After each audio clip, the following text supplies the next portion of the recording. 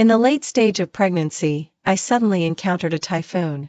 A broken branch pierced through the windshield and stabbed into my shoulder. My husband, who was a rescue worker, deserted his post and went to save his first love, who was suffering from severe depression and was about to commit suicide. I didn't call my husband. I just felt the blood draining away and waited for death. In my previous life, I immediately called him for help. In order to rescue me, he missed Emily's call. Emily had a depression attack and committed suicide by jumping into the river. Her body wasn't found until a month later. Thanks to the timely rescue, I was fine. He kept saying that he didn't regret saving me and our child. However, on the anniversary of Emily's death the next year, he kicked and broke my legs, dragged me to the grave of his first love, and threw our child to death alive. Isn't it just a shoulder injury? Scarlett, you deliberately trapped me and didn't want me to save Emily. You're such a vicious bitch. Emily was so kind and fragile. Why wasn't it you who died that day? When I opened my eyes again, I went back to the day when my shoulder was pierced. The wind was howling, and the car was almost blown over. The broken branch pierced through the windshield and stabbed deeply into my shoulder. Blood was flowing, and my body was getting colder and colder.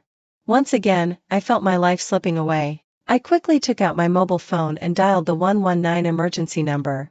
The voice on the other end of the phone was very familiar to me. Scarlett, Jack has gone on a mission. He said you would call, and I didn't expect you really did.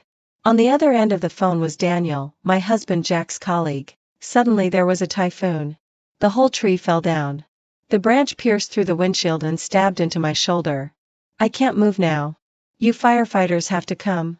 Cut the branch off so that I can go to the hospital. Just as I was speaking, another gust of wind howled past. The branch broke with a snap and hit the car hard again. The whole roof of the car was crushed and deformed. The branch in my shoulder was also affected and directly stirred up my flesh and blood. I couldn't help but groan in pain. However, Daniel on the other end of the phone said in a relaxed tone, Scarlett, I know you keep a close eye on Jack, but today is a special situation. The whole city is under martial law. Don't act. This is a serious waste of public resources. Jack already knew that you would surely be jealous and angry today when you knew he was going to save Emily. But Jack has married you, and you're about to give birth. Can't you just stay at home in peace? This phone is for others to save their lives, not for you to be jealous. Emily's situation is really a matter of life and death. You're always thinking wildly, and it's not good for the prenatal education either. The wind and rain outside were getting heavier and heavier, and the surrounding trees were on the verge of falling. I didn't have the time to listen to Daniel's preaching. I hung up the emergency call directly. At this moment, I realized that my husband and I had been reborn together. However, I didn't expect that Jack would be so extreme and didn't even want to leave me away to survive. I put my hands on my belly and felt the weak heartbeat of the child. Suddenly, I was filled with strength. I didn't expect to be reborn at this moment. Unfortunately, I was facing the danger of the typhoon. Fortunately, the baby was still there. In my previous life, it was the same scene. Only that I immediately called Jack for help. In the process of coming to save me, he missed the chance to save his first love. Emily jumped off the bridge that night and fell into the icy river water. He kept saying that he didn't regret saving me and our child. But then, on the anniversary of Emily's death, he kicked and broke my legs and threw our child to death alive. He mercilessly wanted to avenge his first love. Jack and I had been in love for 5 years and married for 3 years. I didn't expect that we would end up like this. As the blood drained away, my body was getting colder and colder. I was like being nailed to the seat and couldn't move at all. Even if I tried to grab the branch and pull it out with my own hands, the branch was pressed layer by layer. With my strength, it was like a mayfly trying to shake a giant tree. My strength was gradually exhausted. I knocked on the car window in a mess, trying to attract the attention of passers-by. When my vision was getting blurred, a beam of light shone on my face. The last sentence I heard before passing out was, "Come here. A pregnant woman is trapped in the car." When I woke up, I saw that there were people all around. Most of the passers-by who gathered were nearby residents. Even though they had nothing to do with me, they still risked danger in the typhoon to save me. However, Jack, who had been with me for so many years, could be so indifferent to my life and death. I smiled bitterly. The kind-hearted people cheered me on one after another. "Hold on. Don't fall asleep. Think about the baby in your belly. Come on, don't be afraid. We're all here." We've already called the rescue workers. Hold on a little longer. With so many people making calls, Daniel, who answered the phone, finally noticed something unusual. If there were just one or two fake alarm calls, it might still be possible that I had asked someone to act. But with so many alarm calls constantly urging the arrival of the rescue vehicle, he was completely unsure in his heart. However, most of the people in the team had been taken away by Jack using his authority to rescue Emily. The rest of them had also gone out to deal with the emergency and disaster relief. He was the only one left in the whole team to answer the phone. Even if he wanted to dispatch the police, there was no way. The kind-hearted people around waited and waited, but the firefighters didn't come. So, the owner of the auto repair shop brought an electric saw and shouted loudly, "Let the strong men among us hold the branch tightly to reduce its vibration. I'll cut the branch off so that we can save her." Before starting, the boss asked me considerately, "Girl, don't be afraid." I gritted my teeth and shook my head, "I'm not afraid." At this time, I was pale-faced. The massive loss of blood made me shiver uncontrollably, but I didn't want to die. My child hadn't had a chance to see this world properly yet. With the concerted efforts of all the kind-hearted people, the action of sawing the branch went very smoothly. I was also successfully carried out of the driver's seat of the car by them. In a daze, I thought of the time when Jack and I first got together. We got to know each other through a friend's introduction. There was no fancy plot, and we just hit it off very well. Both of us liked looking at the starry sky, liked Chihuahuas to live, and liked raising some green plants as well as cats and dogs. I once thought that it was the arrangement of fate that enabled me to meet such a suitable person, and I also wishfully believed that Jack thought the same way. After all, he was really nice to me in front of others. Everyone thought that he loved me deeply, and even I believed it. Until his first love, Emily, barged into our lives. Only then did I realize that all those things in the past were just my wishful thinking. Because of a phone call from Emily, Jack would rush out of the house in a hurry without even putting on his coat in the early morning when it was snowing heavily. He would also spend all his time outside of work taking care of her daily life just because of Emily's casual remark that she had depression and that life was so hard. However, since she had depression, she could have sought help from her relatives or doctors. But she didn't go to the hospital or take medicine. Instead, she kept bothering someone else's husband every day. In the bedroom where a man and a woman were alone at night, I didn't believe that they were innocent. As a woman, I naturally understood Emily's little tricks. They were using the guise of being good friends and doing ambiguous things righteously and confidently. And they also said to me, "Scarlett, if I really had something going on with Emily, do you think I would still marry you? Can't you be less dirty-minded? There's just sincere friendship between us. Emily is so innocent and kind. I don't want you to slander her again."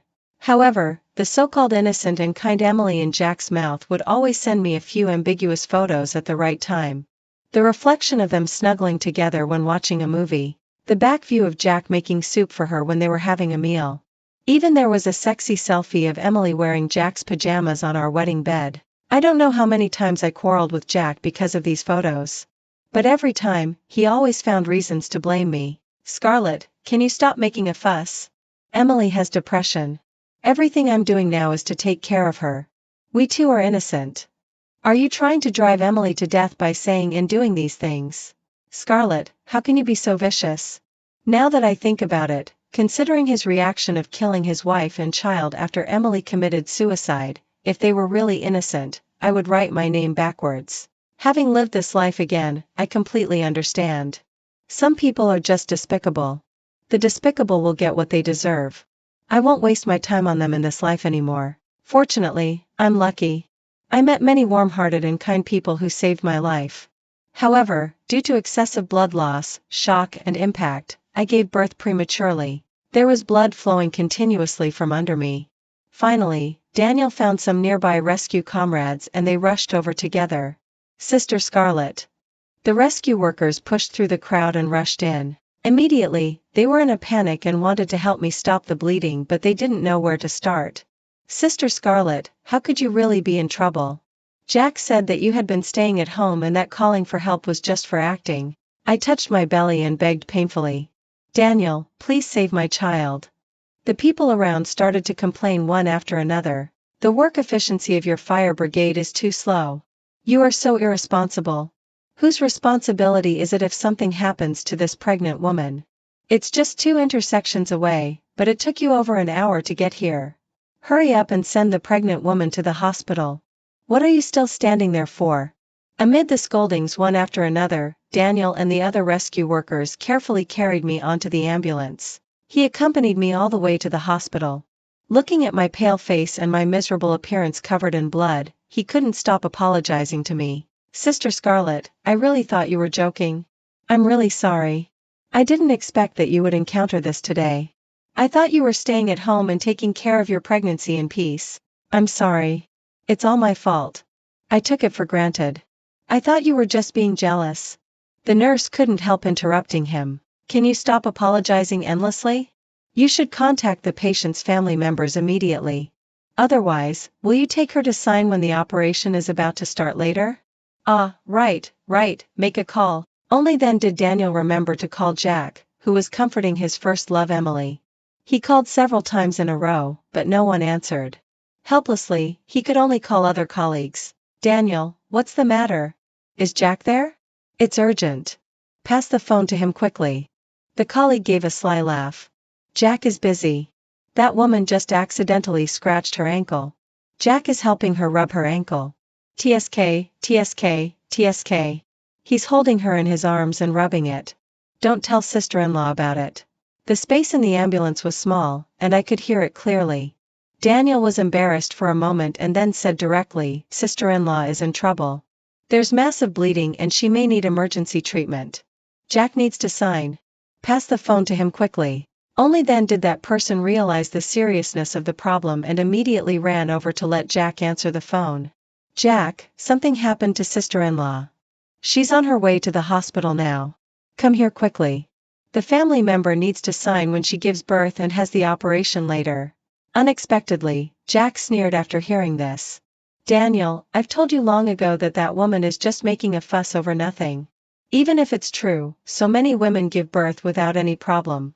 Why is she acting as if she's dying? Before he finished speaking, Emily beside him said weakly. Is Sister Scarlett in trouble? You should go there quickly. She's pregnant. I can be alone.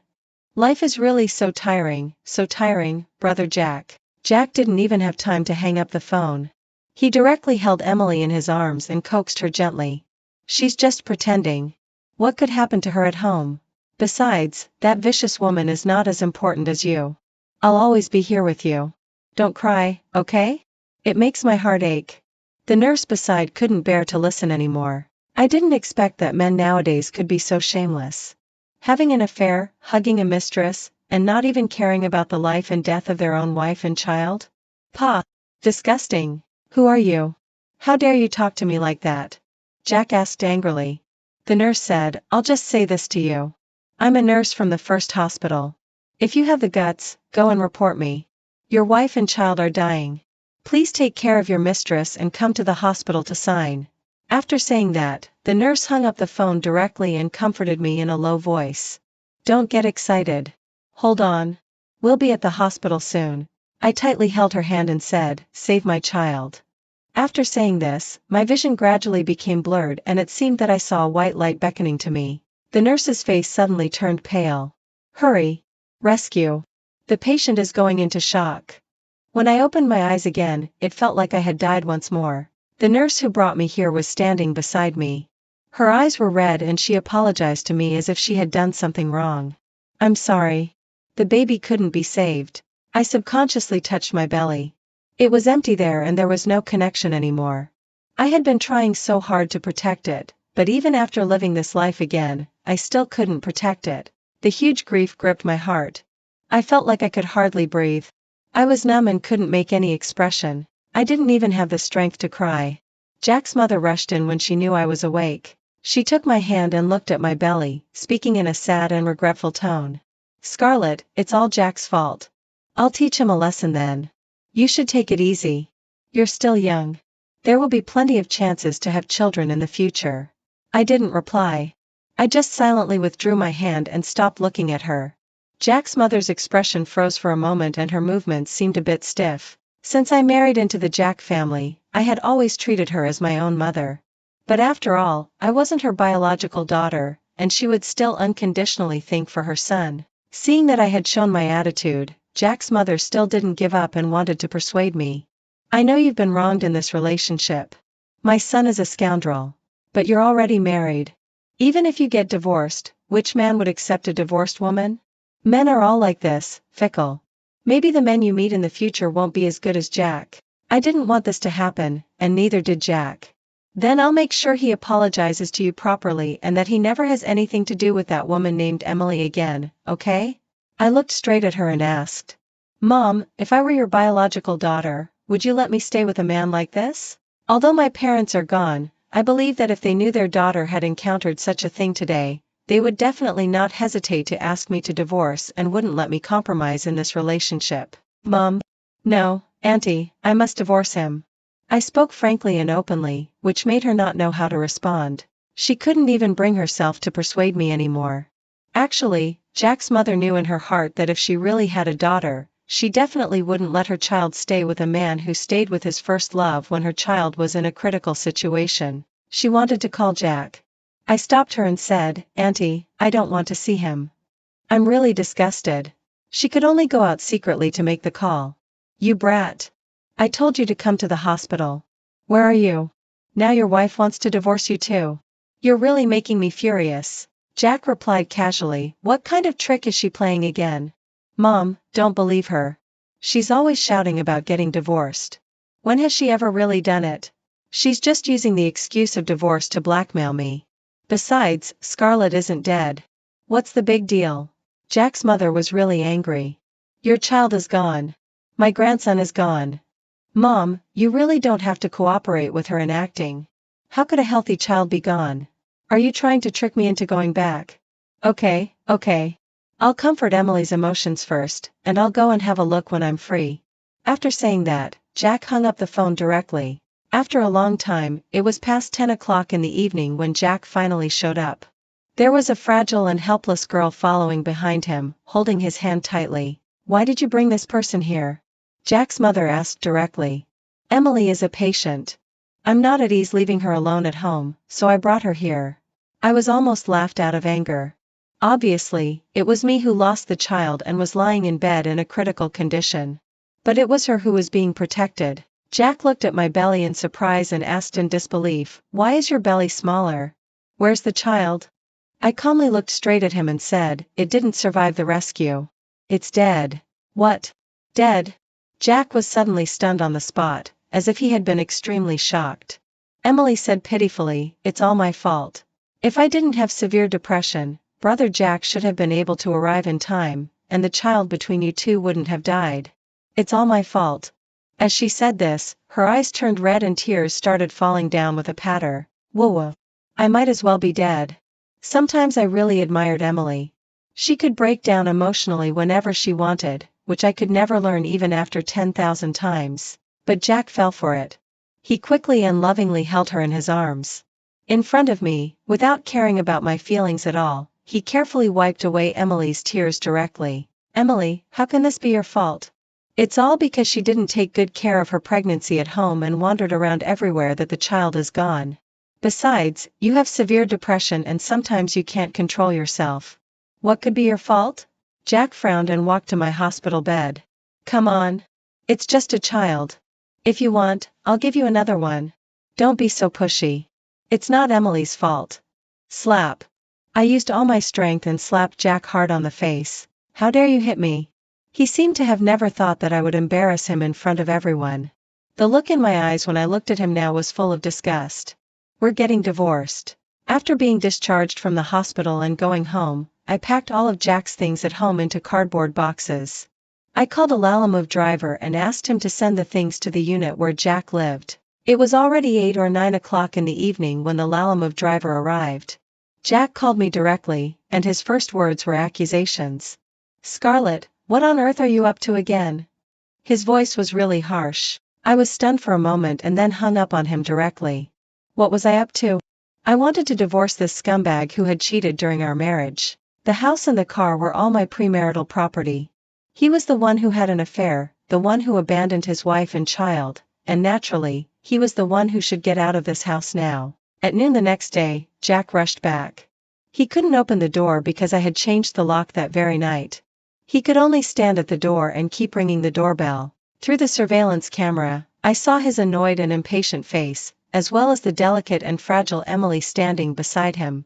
I didn't expect that even at a time like this, he still couldn't let Emily out of his sight. Probably because no one opened the door for a long time, he called me again, full of anger. "Scarlett, you've gone too far. We're not divorced yet, and you've already changed the lock. Open the door," I said slowly. "You also know that we're not divorced yet. How could you bring your mistress into the house?" Jack on the other end of the phone obviously choked for a moment. His tone softened a lot. "Scarlett, there's nothing between me and Emily. We're really just ordinary friends. I'm a firefighter. I couldn't just stand by and watch her in danger, could I? I brought her here so that she could keep you company. You two could also be companions." I immediately sneered. "Jack, have you forgotten that I'm going to divorce you? You even wanted to bring your mistress into my house. Are you shameless? Asking your mistress to keep me company. What kind of jerk would say such nonsense? I feel unlucky just having your mistress enter my house." Hearing my counterattack, Emily's face turned pale. She helplessly tugged at Jack's sleeve, her eyes immediately turned red, and tears fell down. Jack's tone became even worse. "Scarlett, you don't have to be so harsh. I've explained it to you countless times. There's nothing between me and Emily. If there was really something between us, how could I have married you? Emily is my friend, not a mistress." I snorted with contempt and ignored Jack. "I just said, I want to divorce you. Let's discuss the divorce at the coffee shop downstairs tomorrow. Also, this house is my premarital property. Neither you nor that mistress has the right to step in." Knowing that I was going to talk about the divorce, my best friend said she would go with me. I refused directly. "It's just getting rid of a scumbag. It's not a big deal." The next day, Jack drove to the entrance of the coffee shop. I immediately saw Emily sitting in the passenger seat. However, this time she was sensible enough not to get out of the car.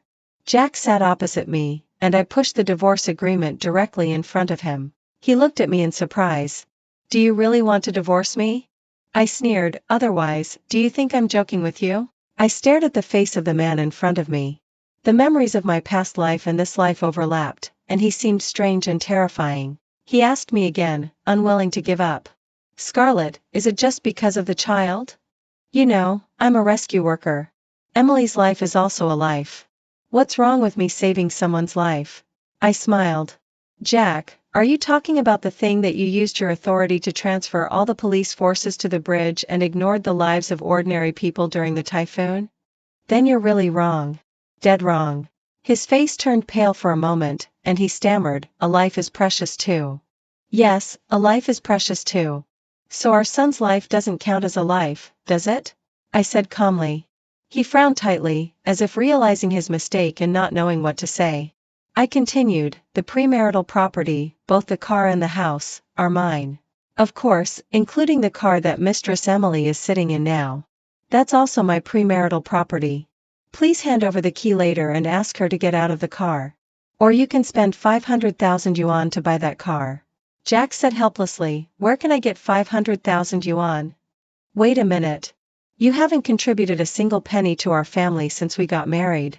You've been living off me, eating my food, using my things, and you haven't saved any money at all. Could it be that you've used all your money to subsidize your mistress? Then you're really a sucker. You've got nothing but the title of a good friend." I looked at him with great sarcasm. His face gradually turned red, and the gloom that had been clogging my heart seemed to dissipate a lot. "Scarlett, do you know? The way you're being so petty and suspicious now is really annoying." I smiled. "It's a good thing to annoy you. I'm still afraid that you'll cling to me.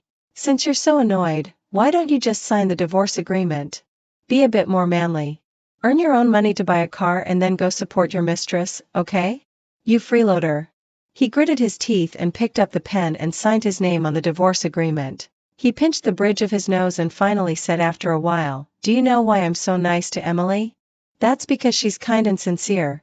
She won't be as petty and suspicious as you." After Jack threw down the car key and left, I watched his back and laughed until tears came to my eyes. Petty and suspicious. In my past life, you killed me and our child alive just to make amends for her. In this life, I won't stop you anymore. I'm curious to see how a penniless man like you can save the first love in your heart. Jack asked Emily to get out of the car, and Emily couldn't bear the humiliation anymore. She frowned, pulled Jack along, and came over to me, wanting to seek justice for him.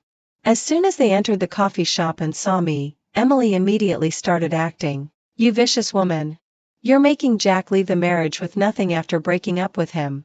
After being married for so many years, even if there's no love left, there's still some affection. How could you be so ruthless and leave no dignity for him? I smiled and said, leave with nothing? What I'm taking away are all my premarital properties. Is it possible that Jack himself is just a penniless pauper?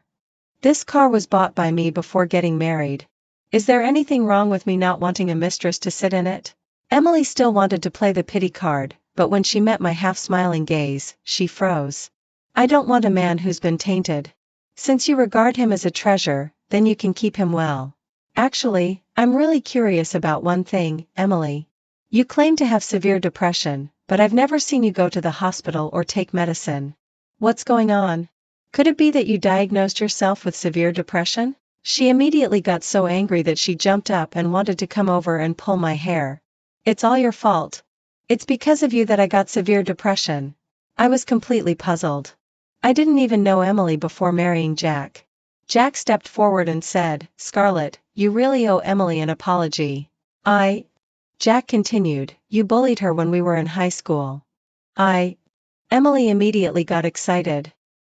Yes, you bullied me when we were in high school. I asked with confusion, which high school? She slightly raised her eyebrows, as if she had guessed that I would ask this question. If I say number 1 high school, you'll say you were from number 2 high school. Anyway, I remember that you bullied me. I was almost speechless. If I remember correctly, you two were from the same high school. If I bullied her, Jack, didn't you know about it at that time? Jack was stunned by my question, and then a bit of coldness flashed in his eyes. I was only focused on playing games at that time. How could I care about so much? I helplessly waved my hand and smiled at Emily. I'm really sorry to disappoint you. I had been in the city before graduating from university.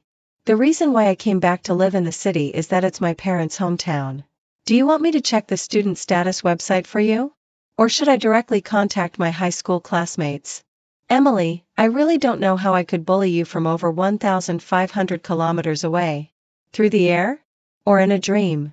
Emily was extremely embarrassed at this time and stood there at a loss. Seeing her performance after being exposed by others, I burst out laughing. Jack's face turned pale. Impossible. If you weren't from our high school. That means? Emily, why have you been lying to me all this time? Jack never expected that the truth would be like this. He thought he was upholding justice, but in the end, he was just a fool who had been deceived. He stiffly turned around and looked at the flustered Emily. Didn't you tell me at the beginning that your severe depression was caused by Scarlett bullying you in high school, which made you feel insecure, be swayed by anxiety, and then feel that life was meaningless? So, you've been lying to me about all of this? For what exactly have you done all this? So, everything I did to my wife and unborn son was all used by you behind my back. Emily didn't dare to look up at Jack at all. Jack directly stepped forward and grabbed her shoulders. Speak. Don't you have depression? Could it be that you even lied to me about having depression?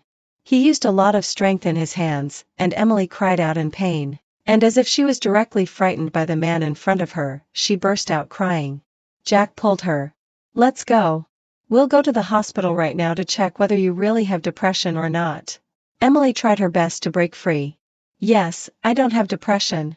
But was it me who forced you? Was it me who forced you to abandon your wife and child and come to accompany me? Was it me who forced you to sleep with me?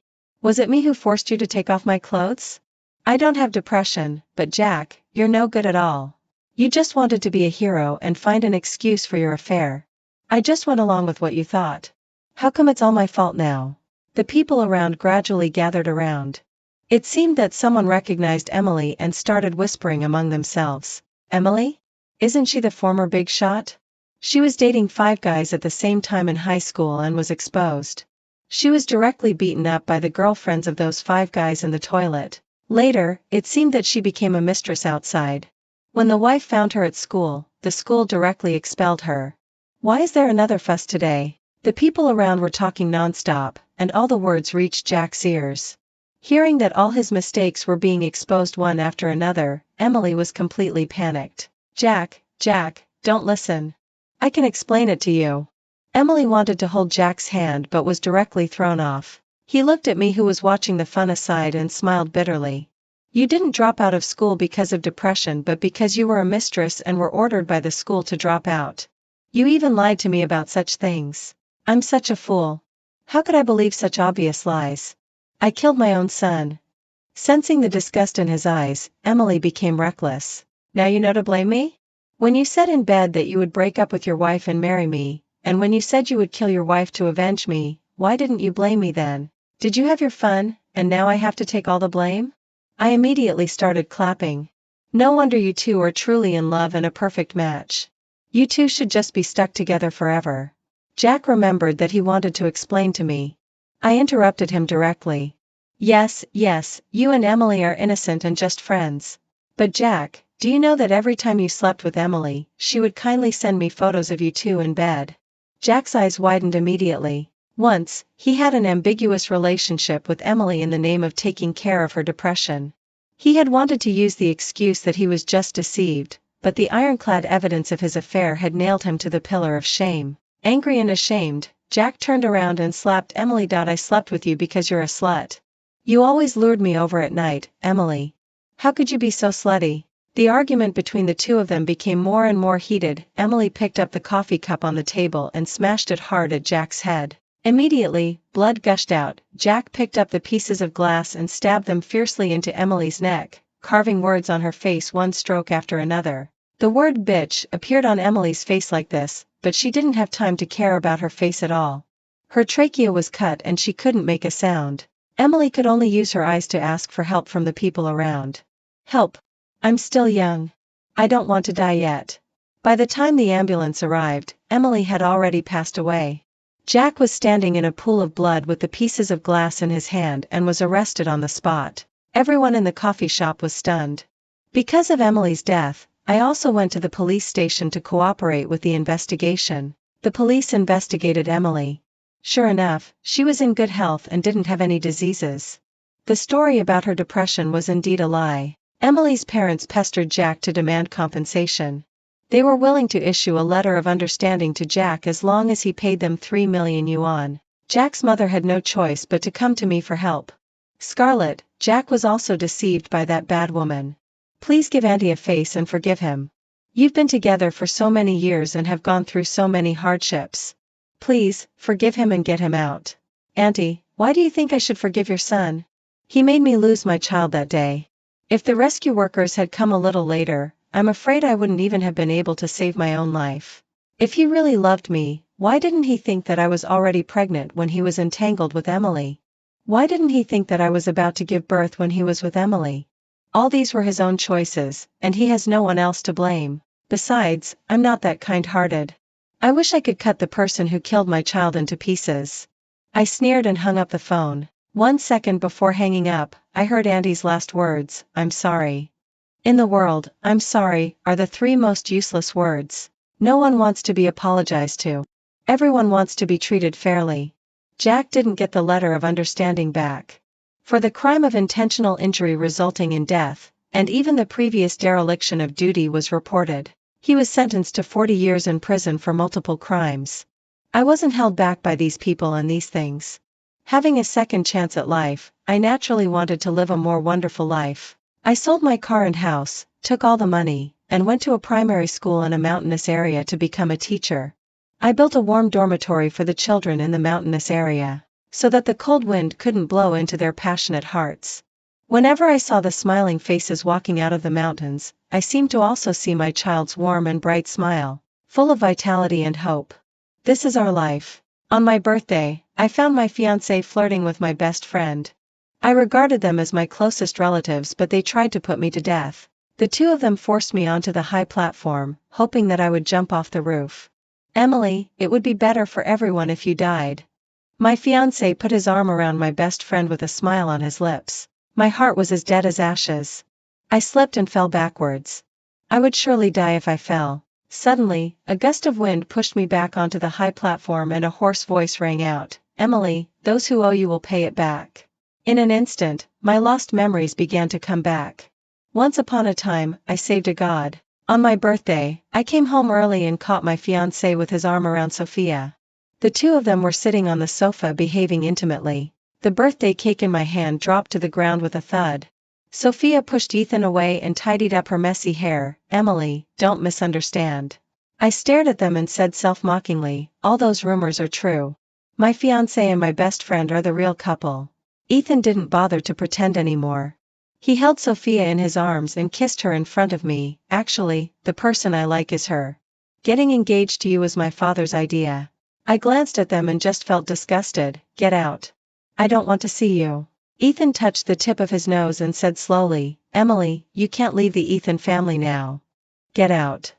I bit my lip tightly and shouted at him. When they left, a chill came over me and I couldn't help shivering. I had been an unlucky person since I was a child and this time was no exception. The Ethan family and the Emily family were old family friends and had always been in contact.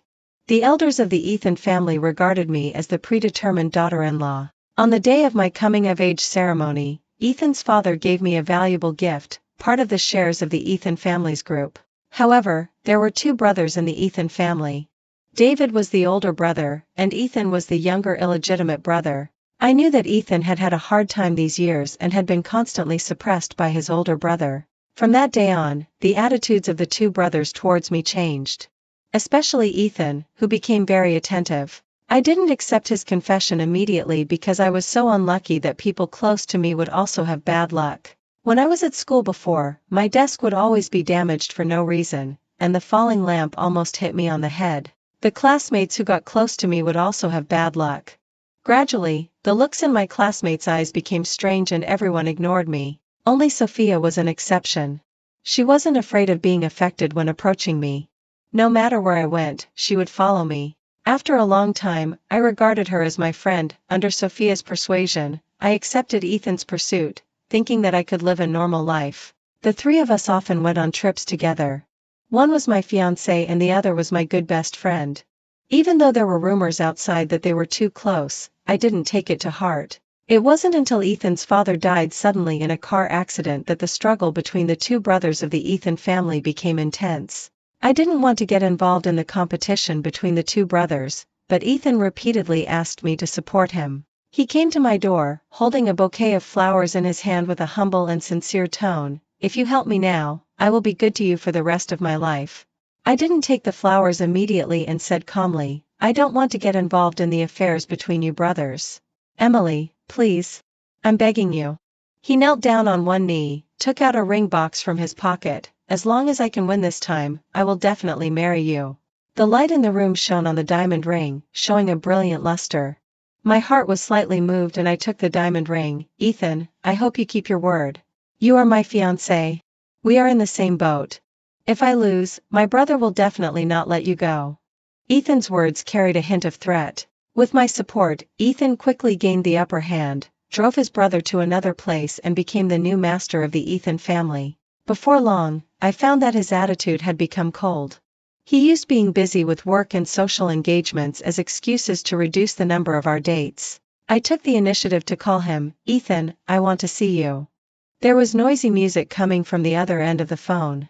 He seemed absent-minded. "I've told you that I'm busy recently. Don't bother me." I opened my mouth, wanting to say something more, but finally didn't say anything. There were rumors around that Ethan had a new lover and often went around with that woman. Even at that time, I still had a glimmer of hope. Maybe he was really too busy. Reality dealt me a fatal blow. My father's business ran into problems and he couldn't turn over the funds. My mother was also seriously ill. The doctor said that her chance of survival was very low. Everything at home needed money. I went to Ethan to discuss the matter of money, hoping that he could lend some money to the Emily family to tide us over the current difficulties. He flicked the cigarette ash in his hand and said casually, "Logically, I should contribute some money, but I haven't firmly secured my position yet, so it's inconvenient for me now." With a sob in my voice, I pleaded in a low voice, "I can transfer all my shares to you. Please save my family." Ethan's eyes suddenly turned cold as he stared at me fixedly. The old man wrote in his will that your shares would exist as long as the Ethan family's group exists. I'm not qualified to acquire them. I stood there like a stone. It took me a while to come to my senses. A woman's coquettish voice came from the doorway. Honey, shall we go to the Western restaurant tonight? Hearing the familiar voice, I turned around to look behind me and said expressionlessly, Sophia, it's so hard to see you now. She also felt embarrassed and quickly explained, Emily, I was on the phone with a friend just now. I came to see Ethan to discuss something. A trace of suspicion flashed in my eyes. An explanation is just a cover-up. Ethan, don't forget your promise to me before. I warned him. I thought they would restrain themselves, but when I saw them being so affectionate on my birthday, there was no room for turning back at all. Perhaps Ethan had taken a fancy to Sophia long ago. It's just that he didn't need me now, so his true colors were revealed. The hospital where my mother was staying urged us to pay the hospitalization fees. I put my house up for sale online. When I was packing things, I found a couple's lock bracelet. This was a birthday gift my mother gave me when I was a child. It was originally a pair of bracelets. When I was 6 years old, the other one disappeared. I couldn't remember how I lost it. I picked up the bracelet and examined it carefully. It seemed that I had forgotten an important person. Who on earth took it? I sold all the valuable things but kept this bracelet alone. Maybe it would be useful to keep it. In the middle of the night when I was dreaming, I saw a tall and straight figure in my dream again, but I couldn't see his face clearly. Tears welled up in my eyes and dropped onto the couple's lock. Anyway, fate has never favored me. I started taking several jobs just wanting to earn more money for my family. The busy work made me forget the pain of betrayal for a while. Late at night, I dragged my tired body home.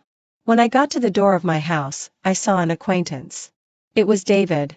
David, the eldest of the Ethan family who used to pay the most attention to his appearance, now had messy hair and his shoes were muddy. He seemed to be having a worse time than me. He waved the file bag in his hand and grabbed my hand, looking excited. Yuan, I finally found a chance to turn the situation around. I looked at him doubtfully and finally opened the door. Let's go inside and talk. David opened the file bag with his trembling hands, his eyes shining brightly. I found Father's supplementary will. There's a safeguard for you in it. Unless you die, that part of the shares will automatically belong to your fiancé Mal. As long as you're alive, the shares of the group will always be with you. Why don't we cooperate and drive him out of his current position? I looked at this supplementary will. It was clearly an agreement made by Ethan's father to protect me, but now it had become a kind of shackle. I put my hand to my forehead and sighed. I don't want to get involved in the affairs between you two brothers anymore. Ethan betrayed you. How can you swallow this anger? David grasped my wrist and said anxiously, you can break up with him and become my fiancé Maui. Enough. I interrupted him, put the file bag into his hand. Go. I'll just pretend that I haven't seen you. David showed a look of unwillingness and said resentfully, Emily, you'll regret it. The couple's lock bracelet seemed to sense my pain and sent a burning sensation. I lowered my head to look at the bracelet and couldn't help but smile bitterly. I'm tired of such struggles. I'm tired of these damn shares in people's hearts. Both of the Ethan family's two brothers are cut from the same cloth. Neither of them is an easy person to deal with. I didn't want to trust the two brothers of the Ethan family anymore. I continued to take on several jobs and also sped up the process of selling the house. There was someone willing to buy our family's property. However, when it came time to sign the contract, the buyer went back on his word and didn't show up. And when I called, no one answered the phone. I sat there in a daze. The hope that had been kindled with great difficulty was shattered again. Good luck had never befallen me. At the same time, I received a notice from the place where I worked. Emily, don't come to work anymore. Even the places where I worked part-time asked me to settle the payment and not come back. I didn't understand what I had done wrong. I secretly asked a former colleague about the situation. Did I do something wrong? The former colleague was silent for a moment on the other end of the phone and then cleared his throat. It's not your fault. It's just that this matter is related to your fiancé Mal. I immediately understood. All these things were secretly manipulated by Ethan. He wanted to drive me into a desperate situation. I sneered a few times. The burning sensation of the bracelet became stronger and stronger as if it was going to pierce through my skin. I covered my wrist and rushed into the night, heading towards Ethan's house. I came to the entrance of the Ethan family's house. It was a place that I used to be extremely familiar with, but now the lights inside were so dazzling. The butler of the Ethan family stopped me from going in and said with a troubled look on his face, "The owner of the Ethan family's residence has changed. Miss Emily, don't make it difficult for me. I must see him tonight." I pushed the butler aside and quickly rushed to the bedroom on the second floor. When I opened the bedroom door, I saw Ethan and Sophia cuddling together. They looked like a sweet couple. She was wearing my pajamas and had the necklace that I left at the Ethan family's house around her neck. I didn't expect someone would like the things I used. I stared at them, my eyes fixed on that necklace. Sophia buried her face in his chest, her tone full of grievance. "I just thought it was pretty and put it on." While protecting her, Ethan said impatiently, "Emily, I know you're jealous of her. Using your things is already doing you a favor. At a time like this, figure out your own situation." I clenched my fists tightly, wishing I could punch them, but hitting people wouldn't solve the problem. I forcibly suppressed the anger in my heart and said through gritted teeth, "Ethan, don't be too extreme. Our two families are old family friends after all." He shamelessly let out a rascal's laugh. "My brother came to see you not long ago and still deluded himself that he could turn the situation around. Both of you are in the way. What do you want?" I glared at him, anger flashing in my eyes. "It would be nice if you could disappear." Ethan's cold eyes were full of murderous intent. I turned pale. I had never thought that he could be so vicious and actually wanted me to die. "I won't do as you wish." I gritted my teeth. This was my last bit of stubbornness. He thought my existence was an obstacle, but I didn't want to die. "For the sake of you being my fiancé Maui, I will treat your family well and help you take care of the afterlife affairs." Ethan's words were as venomous as a snake or a scorpion. I looked at his hideous smile and felt a bit nauseous. Not long ago, he was still expressing his love to me and saying all kinds of affectionate words. Now his true face was completely exposed. I turned around and left without looking back, my heart already scarred. "Emily, you can think carefully about my proposal." Ethan's triumphant laughter came from behind. He was like a venomous snake that wouldn't easily let go of its prey that was already in its mouth. Just thinking about it made one feel a chill. The hospital called again to urge for my mother's medical expenses. I handed over all the last bit of money I had, but there was still a part lacking. My mother didn't want to make it difficult for me. She held my hand and said, "Emily, let's go home. I don't want to be treated anymore." I looked at my mother's haggard face and choked with sobs. "Mom, I'll find a way." My mother stroked my head and couldn't stop sighing. I went to my father's company again. The creditors were all blocking the entrance and the company couldn't operate normally at all. My father bent over and kept apologizing to the creditors. "Everyone, please wait a little longer. We'll pay you back as soon as the payment arrives." The harsh cursing of the creditors came. Someone turned their eyes to me and said maliciously, "If you really can't pay it back, use your daughter to pay off the debt." My father's face was panicked. He quickly pushed me out. "Emily, you go quickly." I felt a lump in my throat. I didn't even have a chance to say a few more words to my father and could only watch helplessly as the company was on the verge of collapse. That night, I had that strange dream again. In the dream, the tall and straight figure became clearer and clearer, but I still couldn't see his face clearly. I went back home, found the only remaining wine in the cabinet, and drank a few glasses, wanting to get drunk and temporarily escape from the pain of reality. After a while, the doorbell rang. I stumbled to open the door and saw Ethan and Sophia standing outside. They looked at me haughtily like victors. Ethan was holding an agreement in his hand and threw it in front of me. "You've been a jinx since you were a child. It's better for you to disappear from this world earlier." Sophia pinched her nose, frowned, and said, "Emily, we're also doing it for your own good. As long as you sign this agreement, your parents can get a large sum of money." I opened the document and glanced at it. It was nothing more than that after my death, the shares of the group would belong to him. At least nominally, Ethan was still my fiancé ma. My parents could indeed get a considerable amount of money, which would be enough for them to get through this difficult period. "Ethan, you're really so considerate of me." I patted him on the shoulder and sneered a few times, "You're so eager to force me to death." Ethan took my hand away and his eyes turned cold. "My elder brother has disappeared without a trace. You'd better give up and obediently sign the agreement." I thought of the miserable situation at home. If my parents could survive, maybe it would be worth it even if I died. I was an unlucky person who only brought misfortune to those around me, and even my parents couldn't escape it. All hope was gone. I gave Ethan a fierce glare and wrote my name forcefully on the last page of the agreement. The two of them were still not reassured and forced me onto the rooftop, wanting to watch me jump off with their own eyes. Seeing that I hesitated to jump, Sophia added fuel to the fire and said, "Ethan, I know you're reluctant, but at this point, we have no other choice." Ethan put his arm around Sophia and said with a smile on his lips, "Emily, it would be better for everyone if you died." It was very cold tonight. I climbed to the highest point on the rooftop, feeling as if my heart was dead. The couple's lock on my wrist became hot and burned my skin. "I'm sorry." I touched the couple's lock and said in a low voice. Even though I still wanted to live, Ethan and Sophia kept pressing me hard, leaving me no room to survive at all. I slipped and my body tilted backwards. I was about to fall from the rooftop. I thought it must be very painful to fall and I would surely be smashed to pieces. How terrifying death was. Suddenly, a gust of wind blew and a force pushed me back onto the rooftop. A hoarse voice rang out, "Emily, those who owe you will pay it back." "Who is it?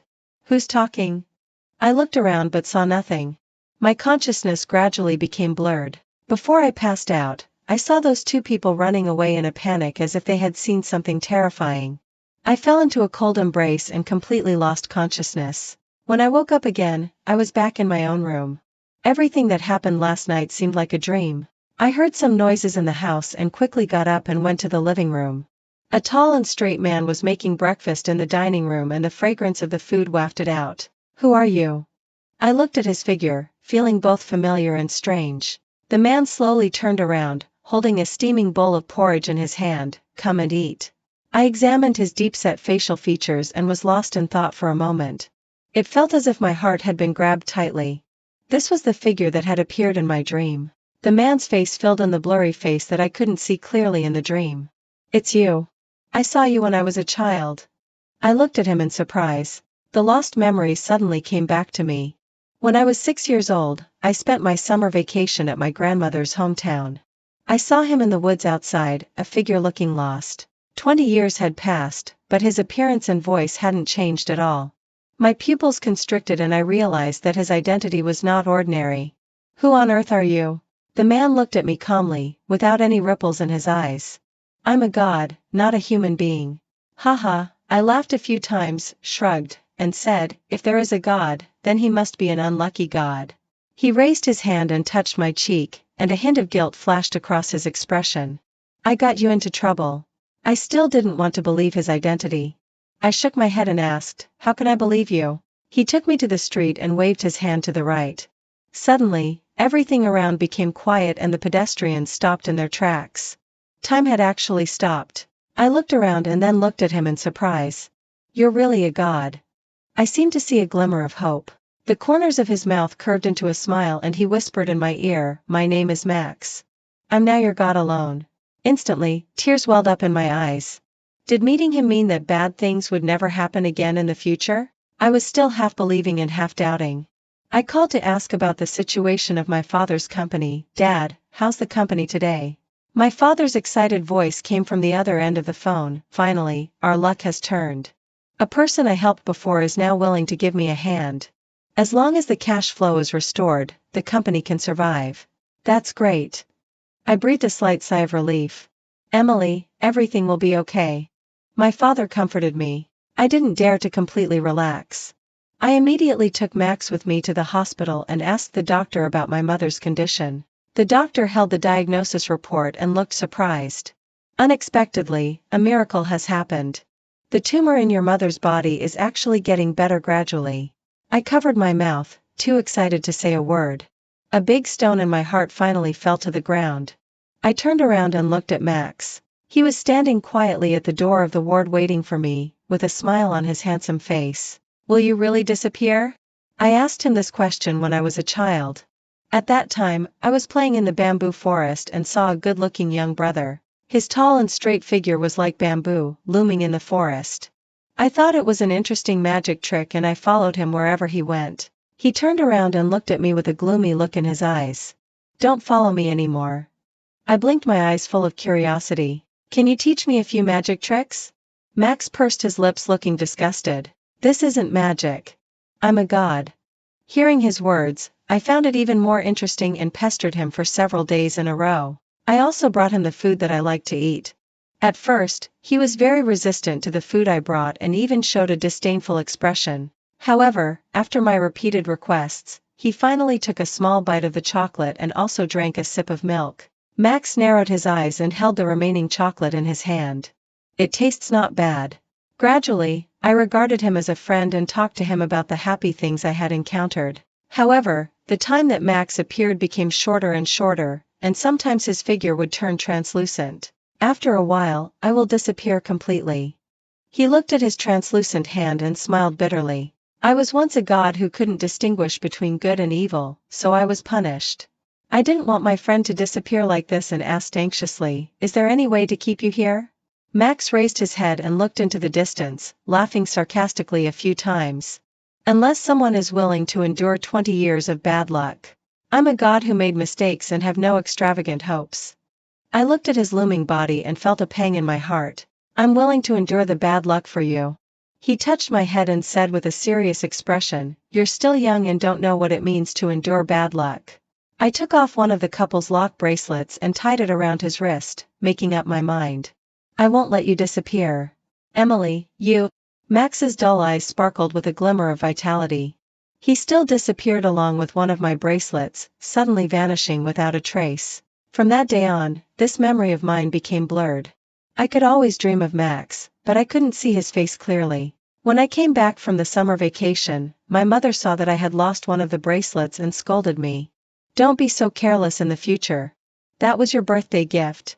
I scratched my head and smiled at my mother sheepishly.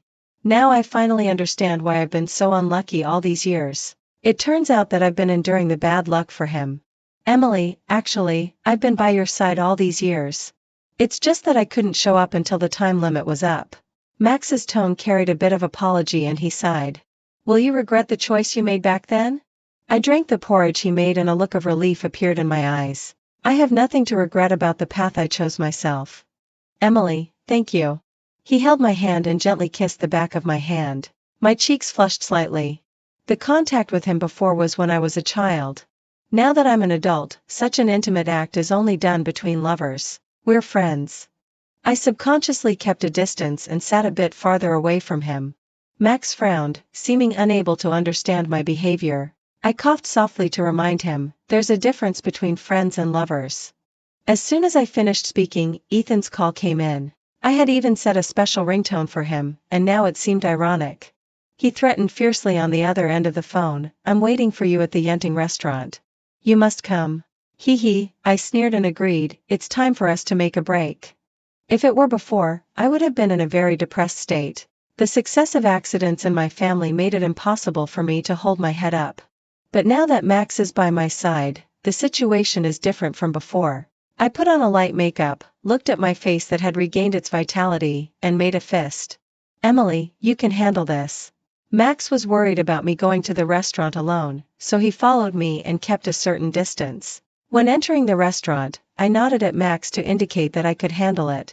This time when we met, Ethan brought Sophia again. No matter what the occasion was, he always took her with him.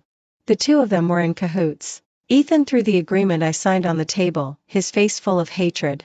"You didn't fulfill the agreement. That damn share still can't be transferred to me." Sophia held his arm and said arrogantly, "We're also doing it for your own good. Why don't you just die again?" Haha, I sneered a few times and tore up the agreement in front of them. "What? Are you so disappointed that I didn't die? Don't worry. I'm not that easy to die. Emily." Ethan gritted his teeth and called my name. He picked up the red wine on the table and was about to pour it on my head. "Don't force me, or you'll die a horrible death." When that glass of red wine was about to be poured on me, it was frozen in time. Max walked forward and turned the glass around, and the whole glass of wine was poured on Ethan's head. When time started running again, Ethan's head was soaked with red wine, and he looked like a drowned rat. He widened his eyes in surprise and stared at me as if he had seen a ghost. "Emily, what on earth is going on?" I shrugged and answered calmly, "If I say someone helped me, do you believe it?" Ethan's face turned ashen and he scowled. "Emily, you'll regret it." "Emily, why do you have to end up like David?" Sophia pretended to persuade me, but it was actually a threat. I stood up and said with a half smile, from now on, I'm completely ending my identity as Ethan's fiancée Maui. We'll go our separate ways. You? Ethan was furious and pointed at my nose and cursed, I should be the one to say break up. You're not qualified. I think the one who's not qualified is you. Max walked over, took my hand, and said, Emily has a new boyfriend now. You're just a ridiculous part of the past. Fine. You found another man behind my back. Ethan was so angry that his face turned livid and he still wanted to keep pestering. Max stretched out one finger and Ethan was fixed to the chair. No matter how hard he struggled, he couldn't get up. I looked at his futile attempts and waved at him. Goodbye forever, Ethan. After saying that, Max and I walked out of the restaurant together. Sophia's crying voice came from behind, Are you okay? Those two people seem so strange. Finally, we gave Ethan a little lesson. However, a person like him probably won't give up easily. I asked acquaintances about David's news and only then learned that he had been missing for a while. Specifically, he disappeared after leaving my home. No wonder Ethan thought my existence was a threat. He would think that I wanted to team up with David to deal with him again. Now that his older brother was missing and he was trying to force me to death, that was the safest thing for him to do. It's time to teach Ethan a lesson. Max picked up a cup of coffee, narrowed his eyes, and drank it with relish. It tastes good. I smiled and looked at him. Gods also liked human food. Sometimes when I got along with him, I even felt that he was just an ordinary person. Max also wanted to experience what it was like to be a human being. So I played music for him, took him to taste all kinds of human delicacies, and taught him to dance. Max danced terribly and always stepped on my feet. He was like a child who had done something wrong and kept saying, I'm sorry. I looked at his flushed face and joked, so gods aren't omnipotent after all. Emily. A hint of emotion flashed in his dark eyes. I pretended not to see it and turned my face away. I'm a human being and he's a god. There's no future for us. I don't want to disrupt our current relationship. Before long, I learned that David had escaped. The people guarding him suddenly fainted and he took the opportunity to run out. I looked at Max beside me. He looked like it had nothing to do with him, sitting leisurely on the deck chair on the balcony and basking in the sun. I shook my head and chuckled a few times. Actually, I knew clearly in my heart that David could escape probably because of his secret help. In order to completely bring Ethan down, I took the initiative to announce my breaking off the engagement with him and my support for David within the Ethan family's group. David, who was battered and bruised, rushed to the venue and accused Ethan of his evil deeds in front of everyone. My brother is so heartless. He treated his own older brother like this. People at the venue were all talking about it. All the accusations were pointed at Ethan. He didn't change his expression and tried to defend himself. There's a bit of misunderstanding between us brothers. We'll explain it clearly to everyone. As soon as he finished speaking, David took out the evidence of his brother's wrongdoing. The people who kidnapped me were all related to you. I recorded it all on my phone. You're probably going to have a hard time from now on. Only then did Ethan look panicked. He walked up to me and pleaded in a low voice, Emily, for the sake of our past relationship, can you let me off this time? I picked at my ear and said with a sarcastic smile, when I asked you for help before, how did you treat me? Ethan realized that there was no way to turn things around. His whole face was ashen and his unwilling eyes stared at me fixedly. Ethan's evil deeds were exposed and he was completely removed from the position of the chairman of the group. Because of threatening and blackmailing his own older brother, he also faced even greater punishment. I didn't feel any pity for his fate at all. It was entirely Ethan's own fault. I made an agreement with David and took out a contract. The content inside stated that I wouldn't become his fiancée Maui, hoped that he wouldn't disturb my life, and that I wouldn't interfere in the group's affairs in the future. David took this contract and signed his name without hesitation. Don't worry, Emily. I have to thank you for this matter. The old David wouldn't have compromised easily. Now that he had learned the lesson of being kidnapped, he actually made a concession. I waved goodbye to him. I didn't want to get involved in anything related to the Ethan family's group or the Ethan family anymore. When I got home, I hesitated for a while before pushing the door open. Only when I saw that familiar figure did I breathe a sigh of relief. Max had learned several new dishes and showed his cooking skills in front of me. Did things go smoothly today? I took a bite of the dish he made and my smile gradually froze. Things are going smoothly for me. Are you leaving? He didn't answer. He just looked at me quietly. I lowered my head and didn't dare to look at him. I picked up my mobile phone casually to read the news. Suddenly, I saw a report: a woman was killed at home and her boyfriend disappeared. He is suspected to be the murderer. I clicked on it to look at the name of the victim and the neighborhood in the news and confirmed that Sophia was dead. She became a victim of Ethan. I was a bit shocked.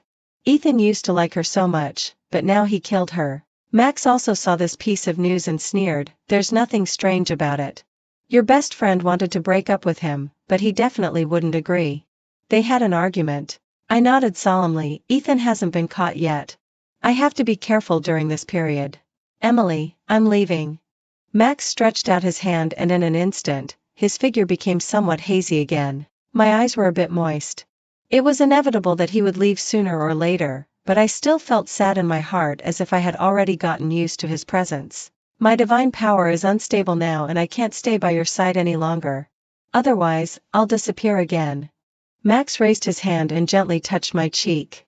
Don't be sad. Be happy even when you're alone in the future. His hand was still as cold as before, but I had already gotten used to his temperature. I smiled at him. During this period, he had done a lot of things for me and consumed too much of his divine power. I couldn't be so selfish. Max, I want to give you a hug before you leave. I took the initiative to make this request. Max didn't object. He opened his arms and hugged me tightly. Emily, we'll meet again if we're fated to. Once we walked past this street, Max would leave completely. When it was time to part, I quickly turned around, covered my eyes, and said, I'm leaving. Goodbye. I didn't dare to look at him one more time, for fear that if I stayed a little longer, I wouldn't be able to resist persuading him to stay. He was a god and couldn't belong to me. An angry voice rang out behind me, Emily, you must die today. I turned around and saw Ethan holding a knife in his hand, stabbing at me like a madman. His eyes were red and he looked crazy. I immediately dodged and took out the pepper spray I carried with me. Unfortunately, I didn't spray him but instead completely enraged him. Calm down. Killing me won't solve the problem. My voice was trembling. Ethan laughed a few times and gritted his teeth at me. Anyway, I've already killed Sophia. It doesn't matter if I kill one more of you. I continued to run forward. He grabbed me from behind and the knife in his hand was about to fall on my head. Suddenly, everything froze. Ethan's hideous expression and the movement of holding the knife also stopped. Max walked out from behind, snatched the knife from Ethan's hand, and knocked him unconscious on the ground. Emily, you're out of danger now. He patted my shoulder to comfort me who was still in shock. Max, my nose tingled and I almost burst into tears. At this time, I noticed that Max's figure was becoming more and more transparent, as if a gust of wind could blow him away. Max. My heart trembled and I wanted to grab him. However, his body disappeared bit by bit and I couldn't hold on to him at all. I missed completely. His divine power was clearly almost exhausted, but in order to save my life, he was still willing to use up the last bit of his divine power. Emily, I like you. His voice was as light as a feather. A tear slid down my cheek. I wanted to hold him back but couldn't keep anything. He still disappeared, as if melting into the surrounding air. When I came to my senses, there was an extra bracelet in my hand. I felt empty in my heart, as if I had lost something important. I looked at Ethan lying on the ground, remembered the scene of his attacking me, and immediately called the police. I looked at the couple's lock bracelet in my hand but couldn't remember anything related to it. What on earth happened? I stood there in a daze. After a while, the police arrived and took Ethan away. Now he had nowhere to run and was completely dejected. He was about to be punished for what he had done. After finishing the statement, I went home. I always wanted to find some objects related to my lost memories, but in the end, I didn't find anything. I was sure that I had forgotten something. Every time I woke up from a dream in the middle of the night, I would be in tears. Sometimes when I saw the couple's lock in my hand, I would feel a dull pain in my heart. Until my mother was discharged from the hospital, she took the initiative to mention the matter of recuperation. Emily, you haven't seen your grandmother for a long time. Why don't we go to our hometown and stay for a while? Okay, I'll go with Mom. I suddenly remembered the bamboo forest in my grandmother's hometown. It was very beautiful when the wind blew through it. My father drove us there in person. Finally, our family lived a stable life. At lunchtime, my father drank a few glasses of wine and said to us, "Mother and daughter, I won't do high-risk business anymore in the future. I'll spend more time with you and your mother. Our family's luck has finally turned around." There was a smile on my mother's face. I looked at my parents with smiles on their faces and always felt that our family's sudden change of fortune was like a dream. I came to the bamboo forest at the back and walked alone in it, listening to the wind blowing through the bamboo forest and making a rustling sound. A drizzle began to fall in the bamboo forest. I always felt that this place was very familiar. I had once met an important person here. My bracelet started to get hot and kept burning the skin on my wrist, as if it was reminding me of something. Suddenly, a person's name popped into my mind and I blurted it out immediately, Max. Instantly, memories about him and every little moment we spent together flooded into my heart. Emily. I heard someone calling my name. I turned around to look behind me and that familiar figure was standing deep in the bamboo forest. Max stretched out his hand towards me and smiled at me. "I'm back. I won't be a god anymore from now on. You won't dislike me, will you?" I stepped forward and hugged him, unable to stop my tears from flowing down. "Silly, I couldn't be happier.